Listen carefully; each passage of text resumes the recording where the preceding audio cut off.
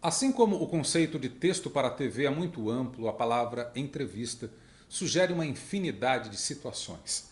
Daí, neste capítulo do manual, minha intenção de delimitar o entendimento de entrevista para os tópicos a seguir. Povo fala, entrevista com pessoas anônimas, sonora com entrevistado barra personagem, sonora com especialista. Das ferramentas à disposição do storyteller da televisão, a entrevista, penso eu, é a mais difícil de ser dominada. Por mais experiência que um contador de histórias possa ter, há uma característica do bom entrevistador que não se aprende na faculdade, tampouco na redação: empatia. Ser empático é especialmente importante no segundo caso citado há pouco, a sonora com o entrevistado personagem. Colocar-se no lugar do outro é a chave para destravar respostas que estão aprisionadas na mente e no coração de seu entrevistado. É necessário sair do próprio corpo e se incorporar na pele de seu personagem. Você deve sentir as dores e as paixões daquele que se dispõe a falar com você. A boa entrevista suga as energias do próprio entrevistador, pois naquele instante ele sofre as aflições do outro, ele se encanta com a saga do outro, ele é o outro durante a entrevista. Não quero, entretanto, dizer que este capítulo só é profícuo para os empáticos de plantão. Muito pelo contrário.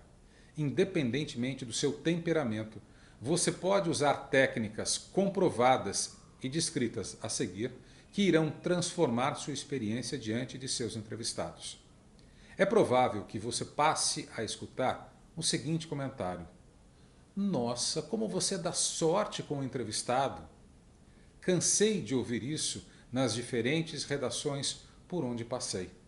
Vinícius, você tem sorte até no Povo Fala. Creia, não é sorte. Ao longo da carreira, fui criando minhas próprias técnicas de entrevista, pois, tal qual 10 entre 10 principiantes, acabei jogado às feras sem treinamento algum. Aos 17 anos de idade, como relatei na introdução do manual, comecei a trabalhar como repórter e fui obrigado a sobreviver com o microfone à mão. No peito e na raça, diria usando a máxima popular.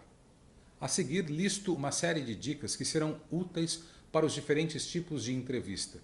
Meus parceiros de reportagem, cinegrafistas e auxiliares técnicos irão rapidamente identificar as técnicas aqui descritas, pois me acompanharam em incontáveis momentos de sorte.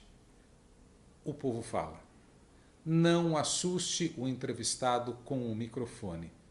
Antes de começar a gravação, converse educadamente com o seu entrevistado na rua, um a um. Explique pacientemente o que você está fazendo. Exemplo: com licença, meu nome é Vinícius, sou repórter da TV X e estamos fazendo uma matéria sobre endividamento.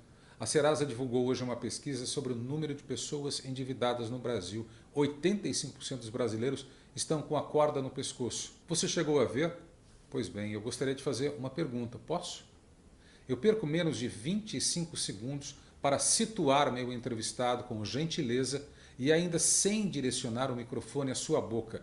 Repare, antes da gravação em si, já fiz duas perguntas. Você chegou a ver? Posso? O entrevistado teve tempo de pensar no assunto, já interagiu comigo, possivelmente com respostas breves e expressões faciais. O susto provocado pelo encontro com a equipe de reportagem vai passando aos poucos e ele se sente respeitado pelo jornalista que o abordou. A partir daí, ele estará preparado para raciocinar melhor e elaborar uma boa resposta. Detalhe: combine com o cinegrafista o ponto em que ele deve disparar a câmera. Não é necessário gravar o approach toda vez. Isso ocupa espaço na mídia, espaço desnecessário e atrapalha os editores na ilha. No caso descrito há pouco, eu diria para o cinegrafista ficar atento logo após a seguinte pergunta: eu gostaria de fazer uma pergunta. Posso? Como estabeleci parcerias duradouras com os meus cinegrafistas e auxiliares técnicos, nós nem precisávamos mais combinar o ponto do approach em que a câmera deveria ser disparada. Já era tácito e dispensava uma conversa prévia. Ponto número 2.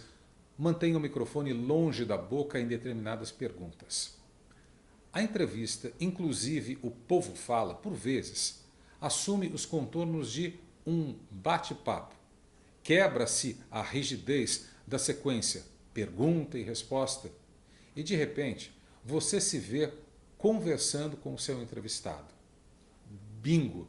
Você atingiu o nirvana de uma sonora. Porém, isso pode ser perigoso e eu explico o porquê usando o seguinte exemplo hipotético. Quer dizer que você pagou a dívida e se livrou da Serasa? Pergunta o repórter. Paguei sim e até comecei a fazer uma poupança. Sério? Sério. Estou pensando em trocar de carro daqui a 6 meses. Tá feliz, né? Questiona o entrevistador. Muito. Você nem imagina o quanto eu estou feliz de limpar o meu nome na praça. É uma questão de honra, de valores, entende? Meu pai me ensinou assim. Se o microfone captou, tá feliz, né? Muito provavelmente o editor irá usar a sua pergunta no VT. Com a resposta que o entrevistado hipotético te deu, eu diria que pergunta e resposta vão para o ar. Aí o telespectador reage à sua pergunta. Não, ele não está feliz. Ele está triste. Ele vai trocar de carro e está triste, seu repórter. A pergunta parece mesmo estúpida, mas naquele momento da entrevista foi necessária para disparar o gatilho de uma resposta muito boa, a seguinte: você nem imagina o quanto estou feliz por limpar meu nome na praça. É uma questão de honra, de valores, entende? Meu pai me ensinou assim. Para não dar margem ao uso de uma pergunta aparentemente tola, vai a dica. No momento do "tá feliz, né?", mantenha o microfone na boca do entrevistado. Não o traga à sua boca. Sem o áudio do repórter, o editor irá usar apenas a resposta. Ponto número 3. Use o "sério? Como assim?" e demais reações de surpresa. O uso das reações de surpresa é igualmente poderoso. Voltemos à entrevista hipotética. Paguei sim e até comecei a fazer uma poupança. Sério? Questiona o repórter. Óbvio que o entrevistado está falando sério. Sua reação, porém, denotou surpresa, interesse e ele se sentiu motivado a te entregar mais uma informação desconhecida. Sério, estou pensando em trocar de carro daqui a 6 meses. De novo, se possível, mantenha o microfone na boca do entrevistado, para evitar que usem sua expressão de surpresa na edição da matéria. Ela teve sua utilidade para disparar um gatilho, mas não cairia bem na versão levada ao ar. O telespectador pensaria: não, ele não está falando sério, ele está brincando de dar entrevista. Ao contrário da gravação do Povo Fala, num ambiente público e, portanto, ruidoso, a entrevista com o personagem normalmente se dá num espaço menos barulhento, onde, de certo, vocês estarão usando microfones de lapela. Isso joga por terra uma das técnicas citadas há pouco. Mantenha o microfone longe da boca em determinadas perguntas. Nesses casos, você terá de usar uma versão diferente de determinada reação de surpresa sob o risco de sua pergunta, repito, aparentemente tola, ser colocada no ar. Para ficar bem claro, vou usar o mesmo trecho da gravação hipotética, agora imaginando que o entrevistado não é um anônimo, mas o personagem da sua matéria. No trecho ele diz: paguei sim e até comecei a fazer uma poupança. Em vez de reagir dizendo apenas sério, opte por uma reação diferente para também disparar o gatilho de informações desconhecidas, protegendo-se da exposição de uma pergunta indesejada. Algo como: peraí, o senhor está me dizendo que está fazendo poupança. Como? Como além de quitar o débito, o senhor está conseguindo guardar dinheiro? Certamente o editor usaria a sua pergunta a partir deste ponto. Como além de quitar o débito, o senhor está conseguindo guardar dinheiro? Com isso, você disparou o gatilho para uma informação desconhecida, protegeu-se da exibição de uma pergunta tola, ofereceu ao editor os pontos de corte da entrevista. Ponto 2. Evite as vozes sobrepostas. Numa conversa, as vozes de duas pessoas ou mais costumam se sobrepor. Faz parte do diálogo, especialmente do bate-papo. Numa entrevista, entretanto, há 2 pontos péssimos para a sobreposição das vozes: o começo da resposta e o fim da resposta. Na ilha, quando o editor reconhece o melhor trecho de uma sonora, mas a voz do entrevistado está sobreposta pela voz do repórter no começo, ou no fim de uma frase, cospem-se marimbondos.